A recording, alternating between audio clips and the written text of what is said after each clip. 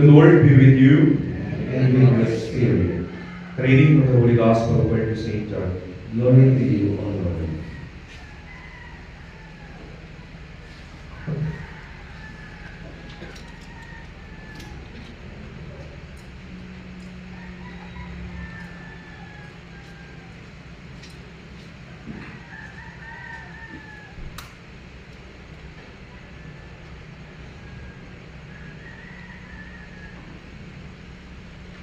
Jesus said to the Jews, He sent emissaries to John, and he testified to the truth. I didn't accept testimony from a human being, but I say this, so that you may be saved. John was a burning and shining lamp, and for a while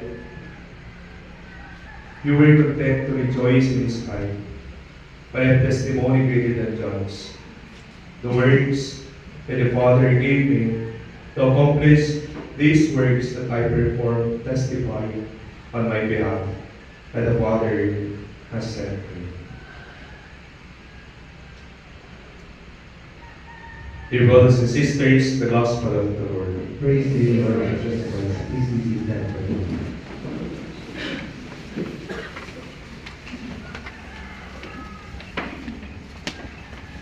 Sa lahat po ng mga opisyales na present, sa inyo pong lahat, magandang umaga po sa inyong lahat.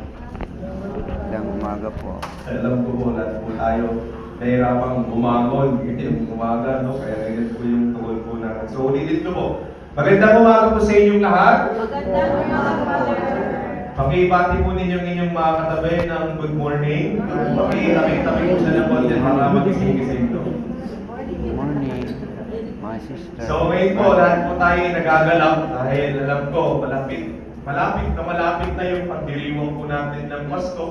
At saksi po yung ating pong pagdiriwang na kung saan madalas ito talaga yung inaantay din po ng mga Pilipino upang magsakripisyo. Magsakripisyo sa pamamagitan ng paggising ng madaling araw o yung ilan naman po yung anticipated mass na kung saan nagsisimba sila at yung nagbibigay importansya sa mga araw na ito ay yung sense of sacrifice na pwede po nating maialay sa Diyos.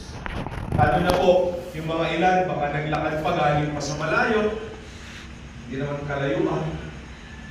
Yung talagang kinailangan pa talagang tiisin yung lamig ng tubig,